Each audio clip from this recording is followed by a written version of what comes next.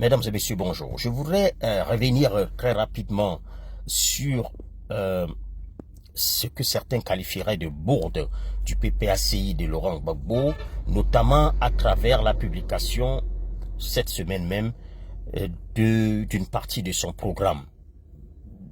En fait, c'est des éléments de langage dans les grandes lignes. Et ce qui a frappé les esprits, c'est notamment les chiffres publiés par Laurent Gbagbo dans son programme, ce qu'il envisagerait, l'endroit où il envisage porter la Côte d'Ivoire dans le domaine de la santé, son ambition pour la Côte d'Ivoire dans le domaine de la santé. Et là, Laurent Gbagbo explique qu'en 2030, il va porter le ratio médecins pour nombre d'habitants selon le document du PPACI publié par le PPACI, il va porter le nombre de médecins d'un médecin pour 10 000 en ce moment, selon le document, à un médecin pour 6 000 habitants en 2030.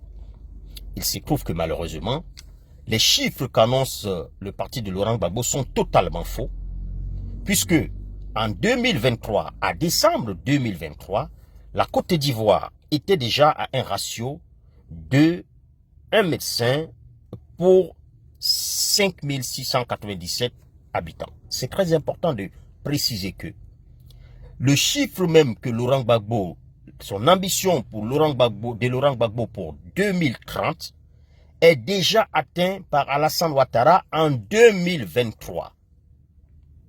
De deux choses l'une. Soit ceux qui travaillent à élaborer les programmes du gouvernement de Laurent Gbagbo, notamment M. Katina Kone, dont il semble être la mission principale, et toute son équipe, soit c'est des cancres, ou alors, on pourrait dire, Laurent Gbagbo l'a rêvé, mais Alassane Ouattara l'a fait en mieux, puisque l'ambition de Laurent Gbagbo pour 2030 est déjà atteinte par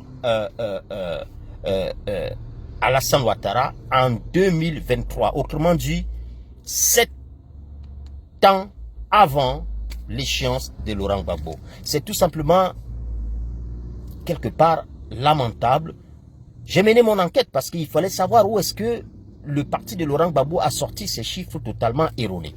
Et j'ai découvert que ce sont des chiffres puisés directement sur Wikipédia.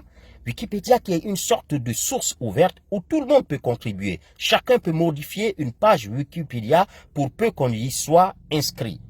C'est-à-dire quoi? C'est-à-dire ça illustre le manque de sérieux des responsables du PPACI de Laurent Gbagbo de s'inspirer, d'avoir comme source une référence qui n'est pas du tout considérée dans le milieu des connaisseurs comme une source d'information crédible. Alors qu'il lui fallu tout simplement, pour une information qui concerne le domaine de la santé, d'aller consulter les documents de l'Organisation mondiale de la santé sur la Côte d'Ivoire. Et ces documents, ils existent.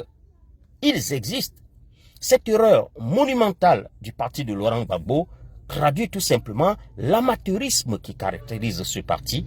Et c'est très, très grave puisque nous sommes à peine à 16 mois de la prochaine élection présidentielle à laquelle ce parti a déjà annoncé Laurent Gbagbo comme son candidat, bien même quand ce dernier ne serait pas éligible en ce moment.